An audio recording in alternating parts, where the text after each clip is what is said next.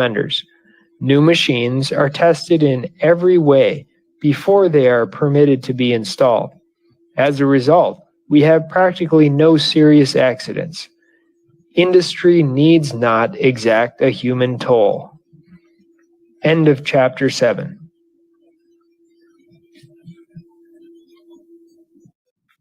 Chapter 8. Wages.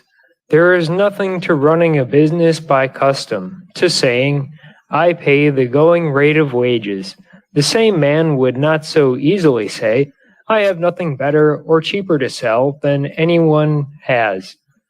No manufacturer in his right mind would contend that buying only the cheapest materials is the way to make certain of manufacturing the best article.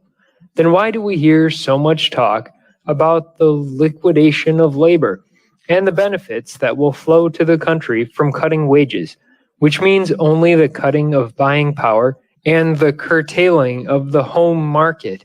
What good is industry if it be so unskillfully managed as not to return a living to everyone concerned? No question is more important than that of wages. Most of the people of the country live on wages. The scale of their living, the rate of their wages, determines the prosperity of the country. Throughout all the forward industries, we now have a minimum wage of $6 a day.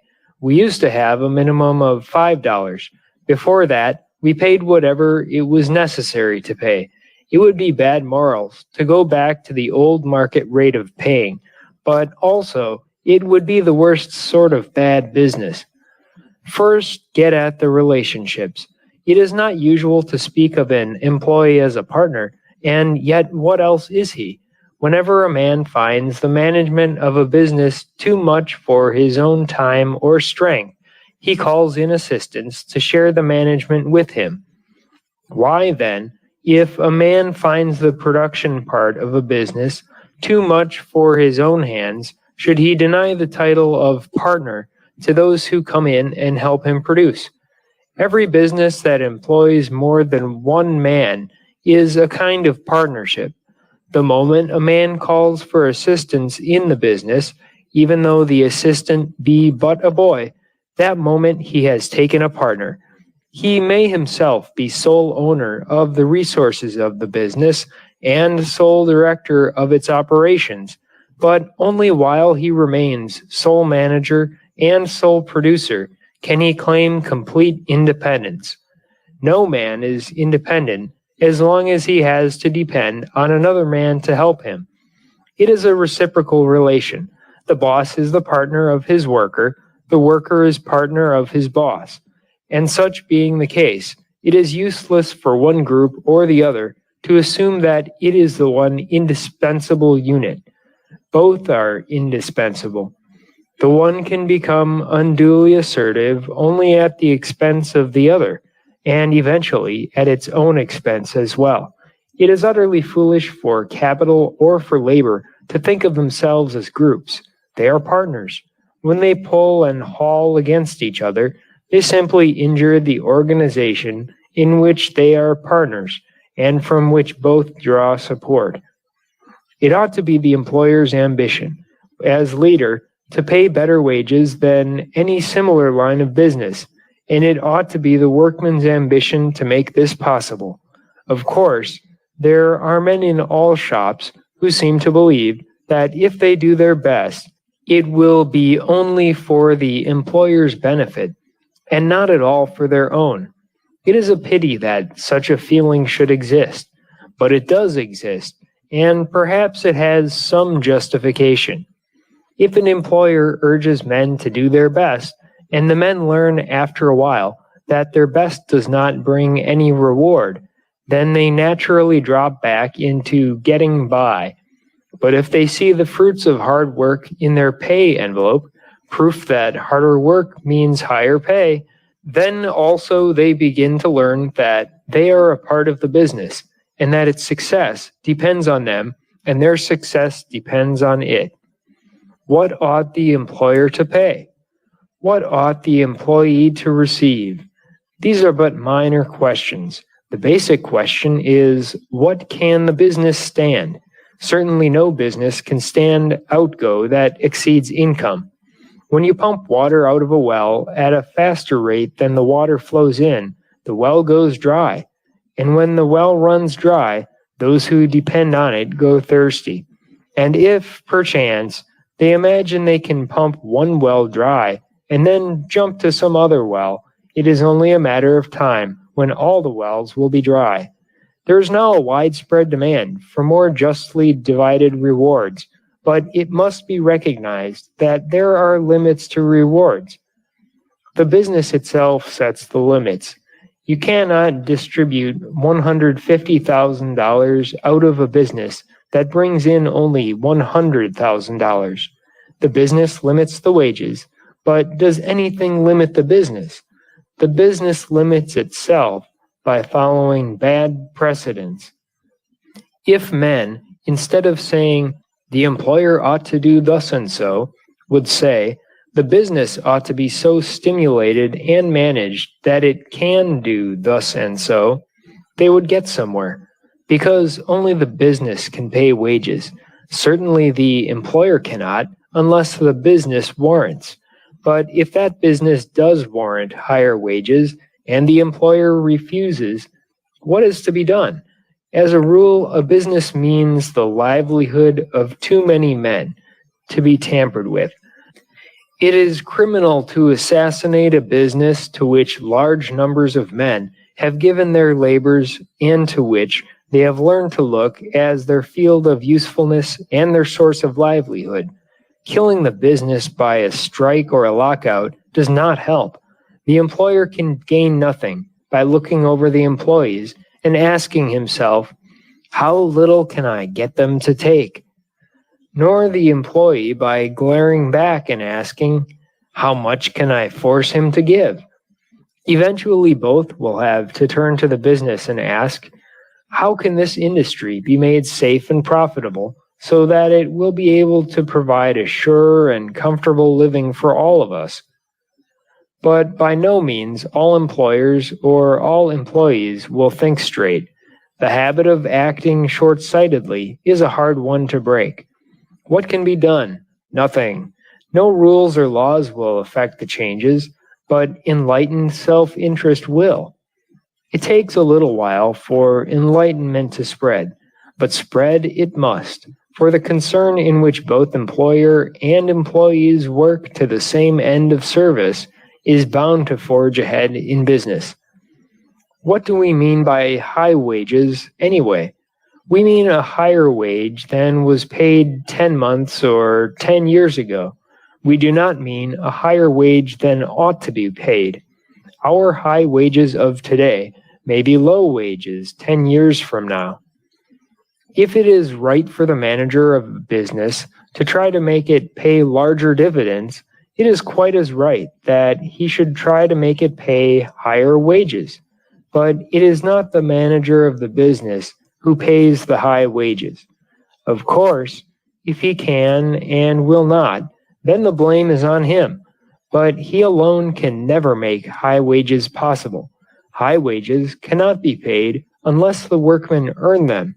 Their labor is the productive factor. It is not the only productive factor.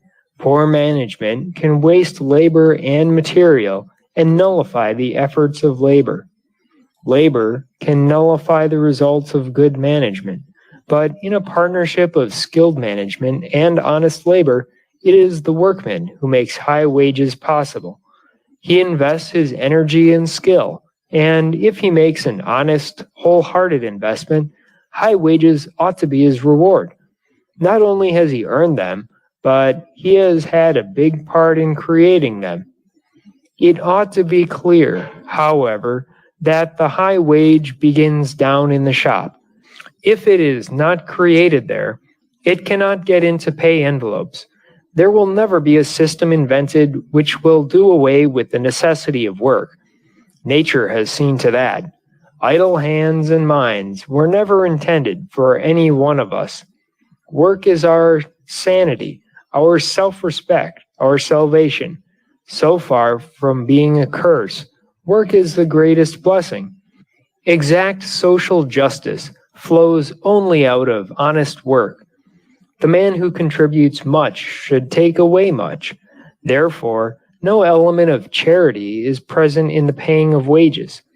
The kind of workman who gives the business the best that is in him is the best kind of workman a business can have, and he cannot be expected to do this indefinitely without proper recognition of his contribution.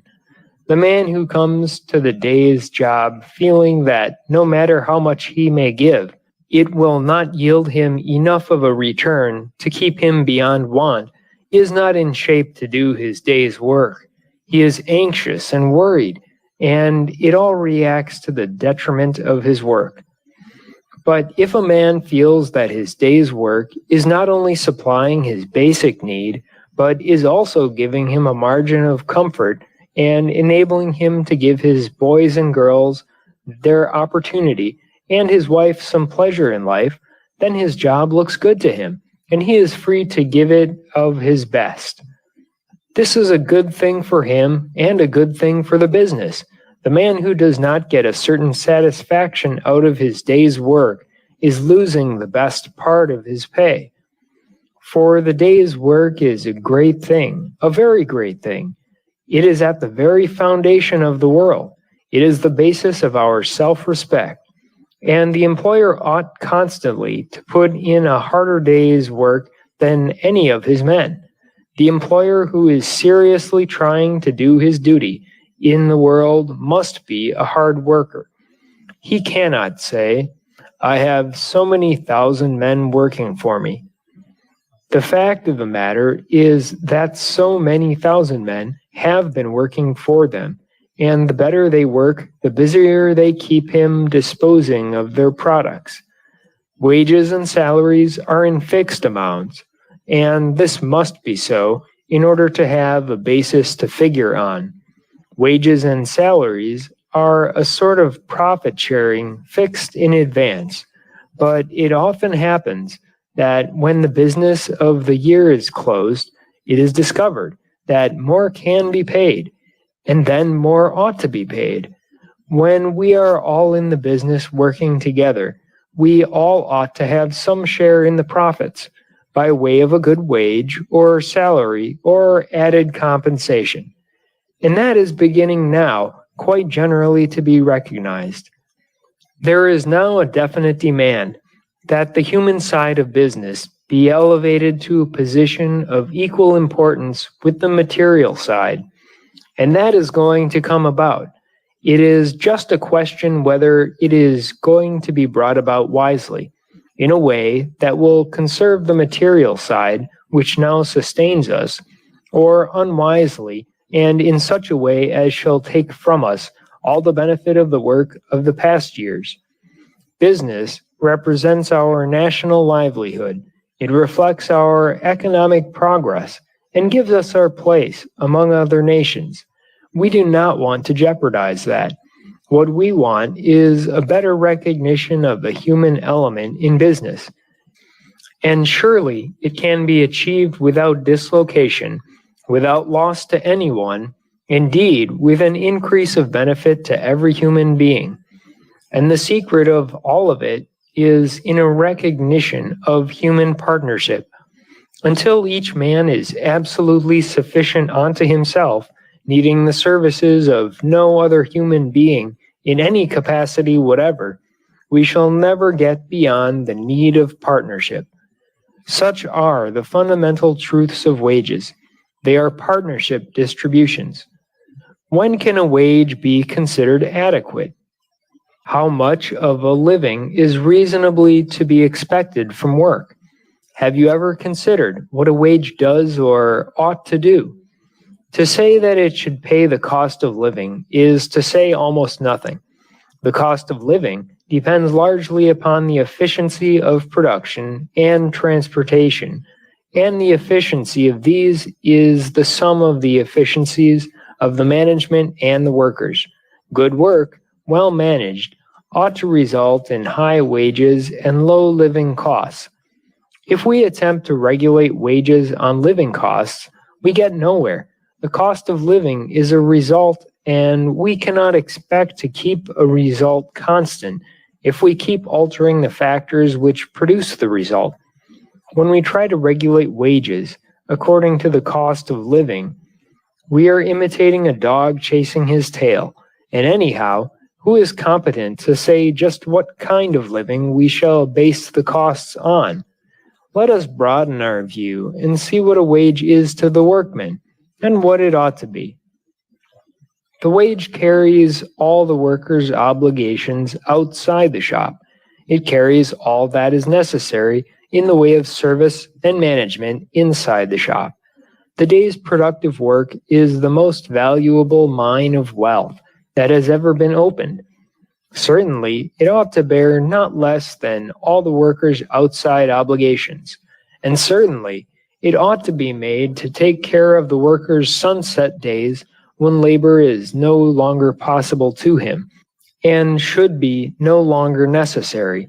And if it is made to do even these, industry will have to be adjusted to a schedule of production, distribution, and reward, which will stop the leaks into the pockets of men who do not assist in production. In order to create a system which shall be as independent of the goodwill of benevolent employers as of the ill will of selfish ones, we shall have to find a basis in the actual facts of life itself. It costs just as much physical strength to turn out a day's work when wheat is $1 a bushel as when wheat is $2.50 a bushel. Eggs may be 12 cents a dozen or 90 cents a dozen. What difference does it make in the units of energy a man uses in a productive day's work?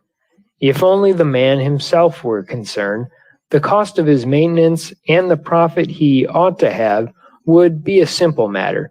But he is not just an individual. He is a citizen, contributing to the welfare of the nation. He is a householder. He is perhaps a father with children who must be reared to usefulness on what he is able to earn. We must reckon with all these facts. How are you going to figure the contribution of the home to the day's work? You can pay the man for his work, but how much does that work owe to his home? How much to his position as a citizen? How much to his position as a father?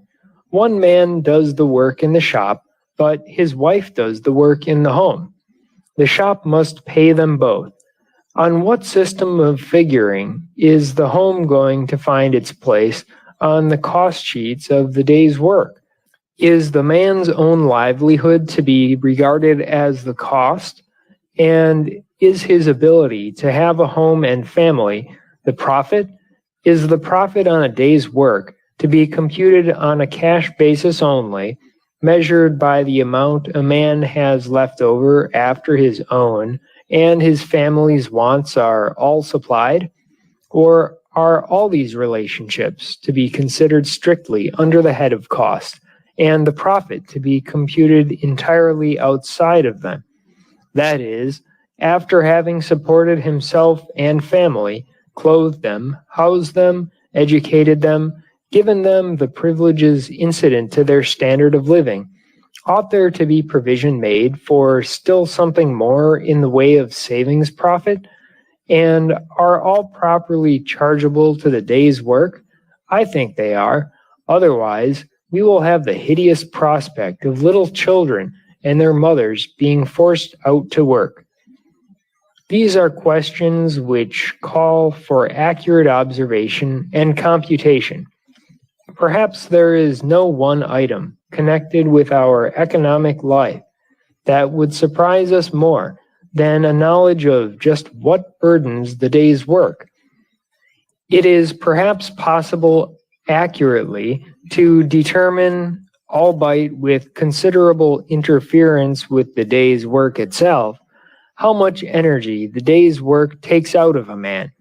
But it is not at all possible accurately to determine how much it will require to put back that energy into him against the next day's demands.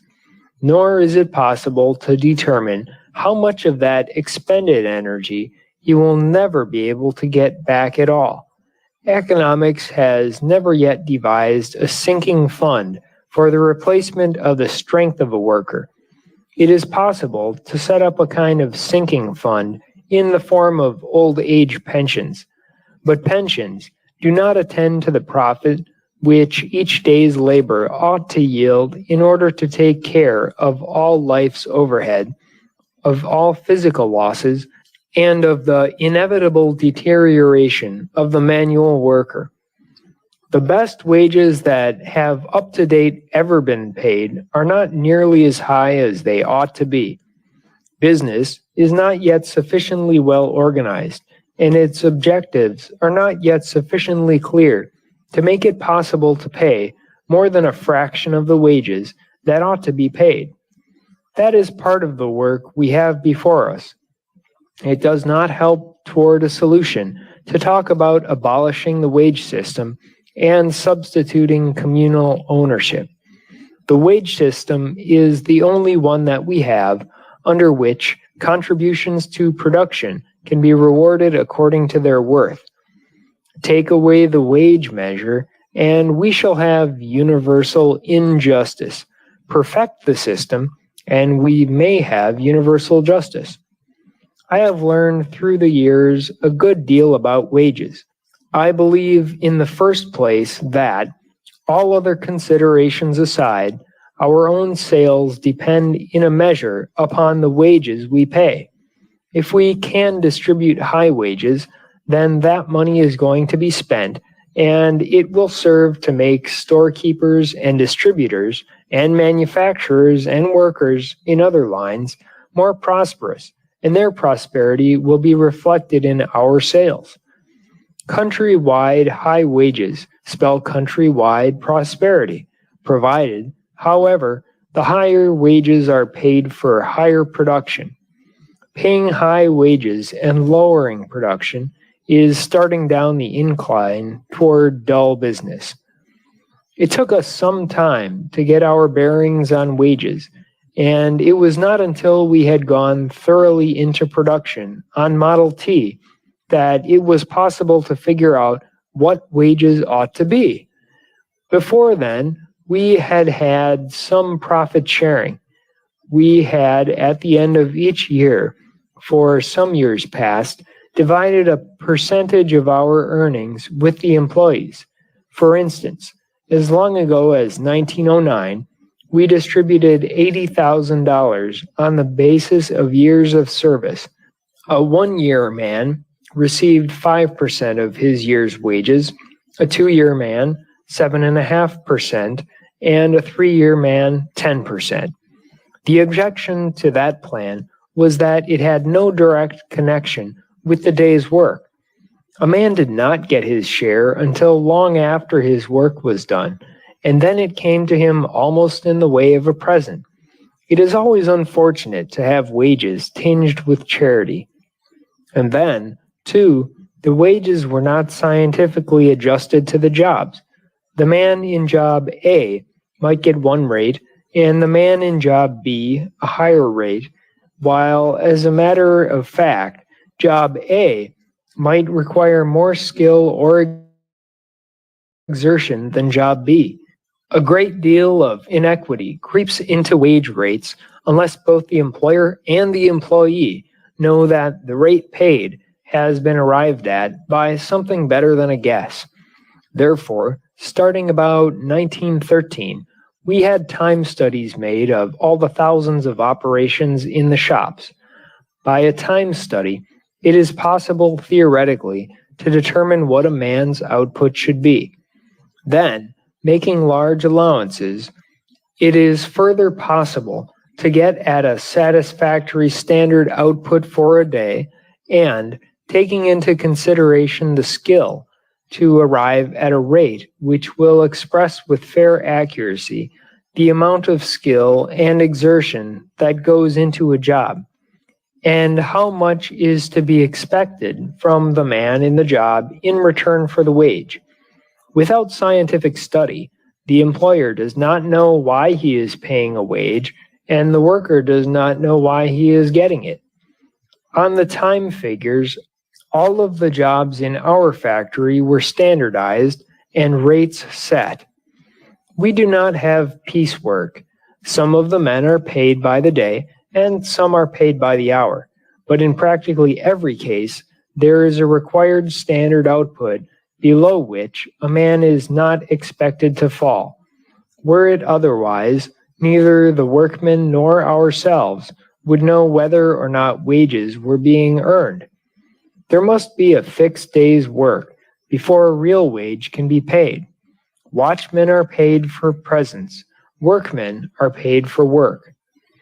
Having these facts in hand, we announced and put into operation in January 1914 a kind of profit-sharing plan in which the minimum wage for any class of work and under certain conditions was $5 a day.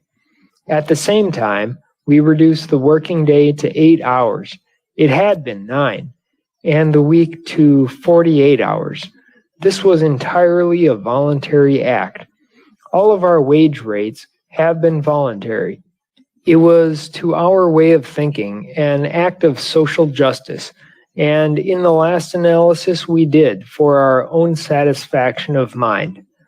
There is a pleasure in feeling that you have made others happy, that you have lessened, in some degree, the burdens of your fellow men, that you have provided a margin out of which may be had pleasure and saving. Goodwill is one of the few really important assets of life. A determined man can win almost anything that he goes after, but unless, in his getting, he gains goodwill, he has not profited much. There was, however, no charity in any way involved. That was not generally understood. Many employers thought we were just making the announcement because we were prosperous and wanted advertising as they condemned us because we were upsetting standards, violating the custom of paying a man the smallest amount he would take. There is nothing to such standards and customs. They have to be wiped out. Someday they will be. Otherwise, we cannot abolish poverty. We made the change not merely because we wanted to pay higher wages and thought we could pay them. We wanted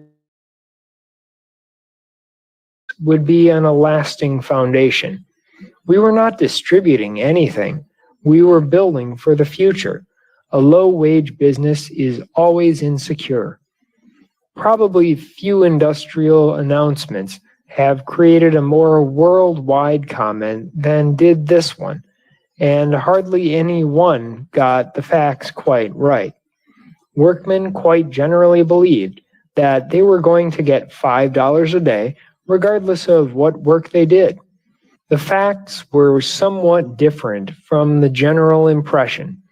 The plan was to distribute profits, but instead of waiting until the profits had been earned, to approximate them in advance and to add to them, under certain conditions, to the wages of those persons who had been in the employ of the company for 6 months or more. It was classified participation among 3 classes of employees. 1. Married men living with and taking good care of their families. 2. Single men over 22 years of age who are of proved thrifty habits. 3. Young men under 22 years of age and women who are the sole support of some next of kin. A man was first to be paid his just wages, which were then on an average of about 15% above the usual market wage. He was then eligible to a certain profit. His wages plus his profit were calculated to give a minimum daily income of $5.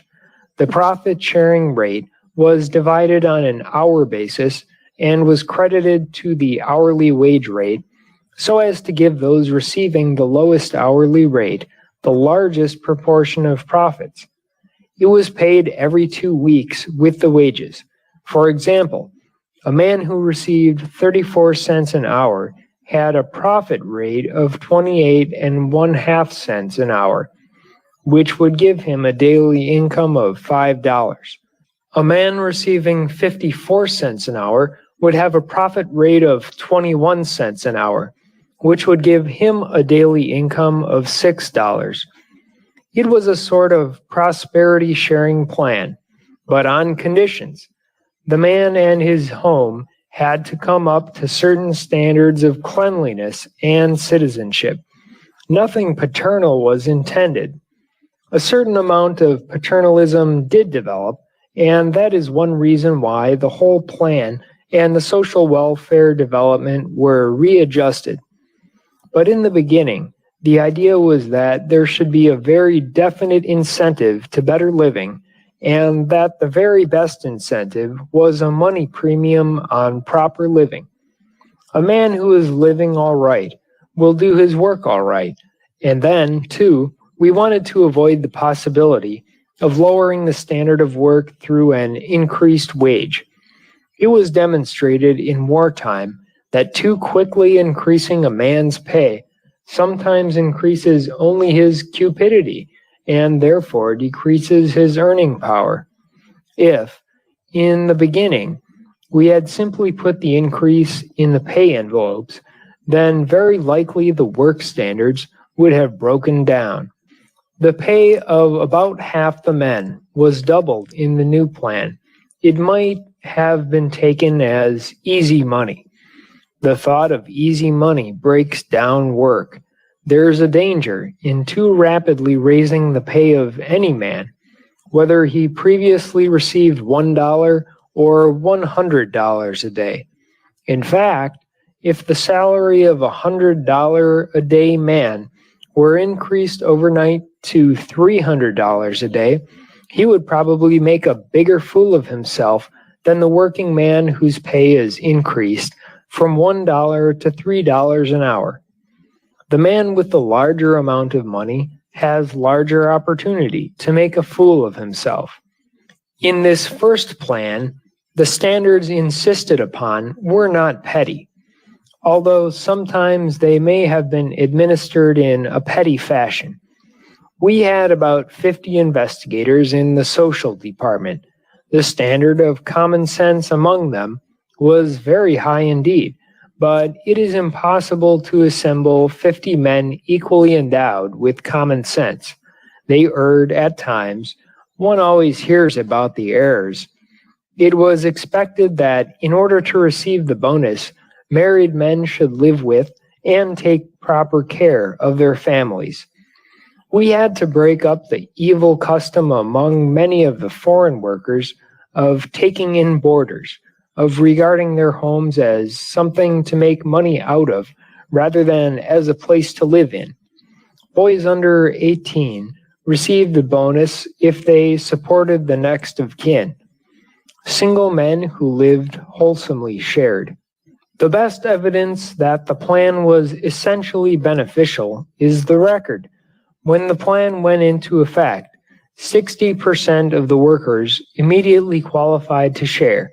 At the end of 6 months, 78% were sharing, and at the end of 1 year, 87%. Within a year and one half, only a fraction of 1% failed to share. The large wage had other results. In 1914, when the first plan went into effect, we had 14,000 employees, and it had been necessary to hire at the rate of about 53,000 a year in order to keep a constant force of 14,000. In 1915, we had to hire only 6,508 men, and the majority of these new men were taken on because of the growth of the business. With the old turnover of labor and our present force, we should have to hire at the rate of nearly 200,000 men a year, which would be pretty nearly an impossible proposition. Even with the minimum of instruction that is required to master almost any job in our place, we cannot take on a new staff each morning, or each week, or each month. For although a man may qualify for acceptable work at an acceptable rate of speed, within 2 or 3 days, he will be able to do more after a year's experience than he did at the beginning. The matter of labor turnover has not since bothered us. It is rather hard to give exact figures because when we are not running to capacity, we rotate some of the men in order to distribute the work among the greatest number. This makes it hard to distinguish between the voluntary and involuntary exits. Today, we keep no figures. We now think so little of our turnover that we do not bother to keep records. As far as we know, the turnover is somewhere between 3% and 6% a month. We have made changes in the system, but we have not deviated from this principle. If you expect a man to give his time and energy, fix his wages so that he will have no financial worries. It pays. Our profits, after paying good wages and a bonus, which bonus used to run around 10 millions a year before we changed the system, show that paying good wages is the most profitable way of doing business. There were objections to the bonus on conduct method of paying wages. It tended toward paternalism. Paternalism has no place in industry. Welfare work that consists in prying into employees' private concerns is out of date. Men need counsel and men need help, oftentimes special help, and all this ought to be rendered for decency's sake. But the broad workable plan of investment and participation will do more to solidify industry and strengthen organization than will any social work on the outside. Without changing the principle, we have changed the method of payment. End of chapter 8. Chapter 9. Why not always have good business? The employer has to live by the year. The workman has to live by the year. But both of them, as a rule, work by the week. They get an order or a job when they can and at the price they can. During what is called a prosperous time, orders and jobs are plentiful. During a dull season, they are scarce. Business is always either feasting or fasting, and is always either good or bad. Although there is never a time when everyone has too much of this world's goods, when everyone is too comfortable or too happy, there come periods when we have the astounding spectacle of a world hungry for goods and an industrial machine hungry for work, and the two, the demand and the means of satisfying it, held apart by a money barrier. Both manufacturing and employment are in and out affairs. Instead of a steady progression, we go ahead by fits and starts, now going too fast, now stopping altogether. When a great many people want to buy, there is said to be a shortage of goods. When nobody wants to buy, there is said to be an overproduction of goods. I know that we have always had a shortage of goods, but I do not believe we have ever had an overproduction. We may have, at a particular time, too much of the wrong kind of goods. That is not overproduction. That is merely headless production. We may also have great stocks of goods at too high prices. That is not overproduction. It is either bad manufacturing or bad financing. Is business good or bad according to the dictates of fate? Must we accept the conditions as inevitable? Business is good or bad as we make it so. The only reason for growing crops, for mining, or for manufacturing is that people may eat, keep warm, have clothing to wear, and articles to use. There is no other possible reason. Yet that reason is forced into the background, and instead we have operations carried on, not to the end of service, but to the end of making money.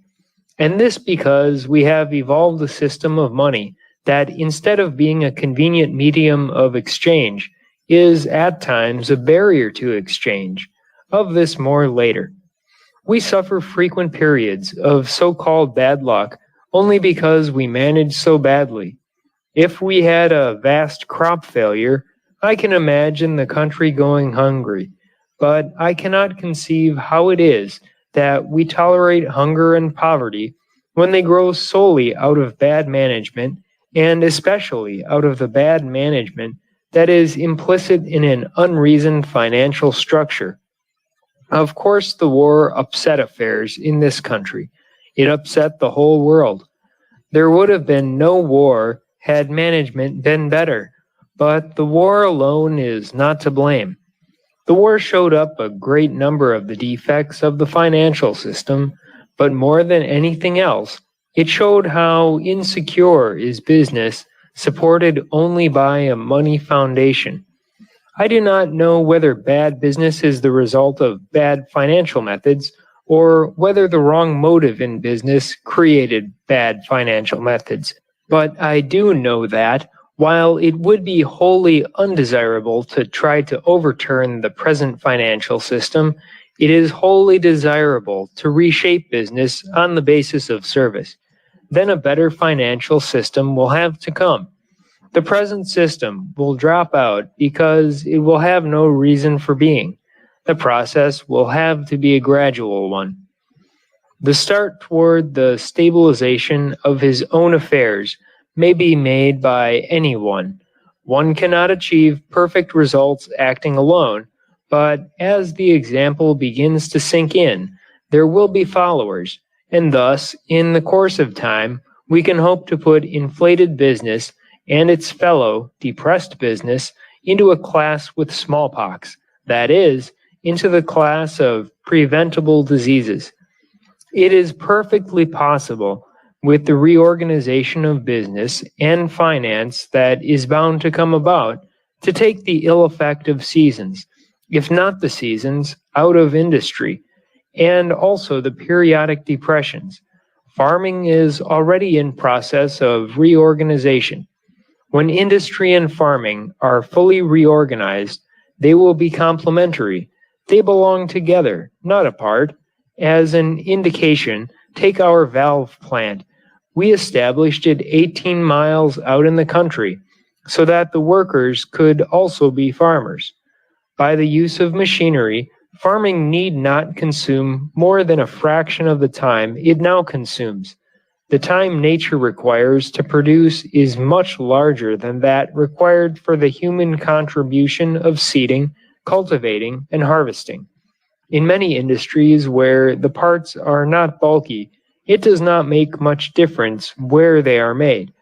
By the aid of water power, they can well be made out in farming country. Thus we can, to a much larger degree than is commonly known, have farmer industrialists who both farm and work under the most scientific and healthful conditions. That arrangement will care for some seasonal industries. Others can arrange a succession of products according to the seasons and the equipment, and still others can, with more careful management, iron out their seasons. A complete study of any specific problem will show the way.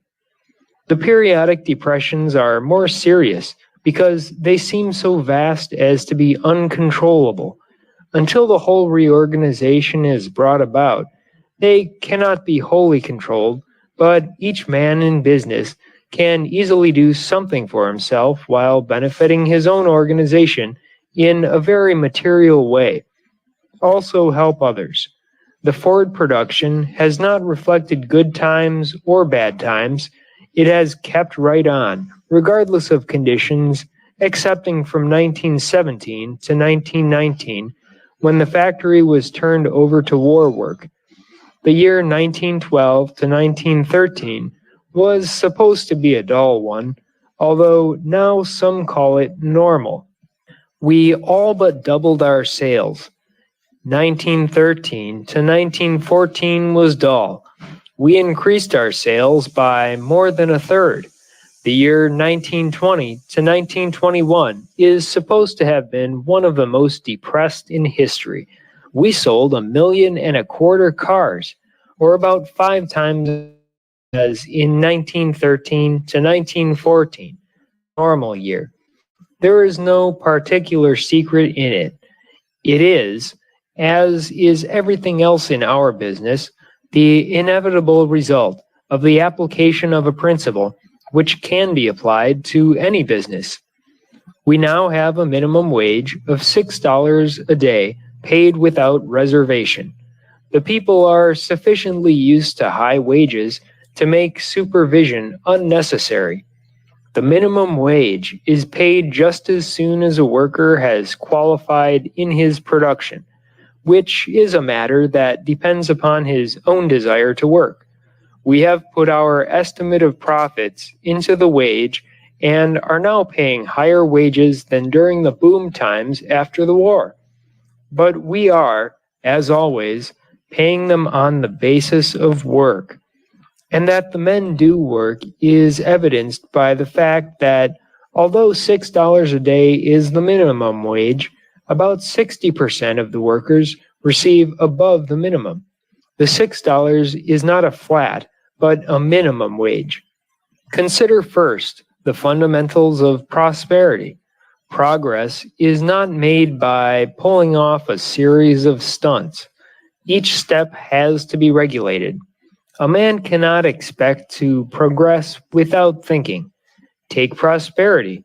A truly prosperous time is when the largest number of people are getting all they can legitimately eat and wear and are in every sense of the word comfortable. It is a degree of the comfort of the people at large, not the size of the manufacturer's bank balance, that evidences prosperity.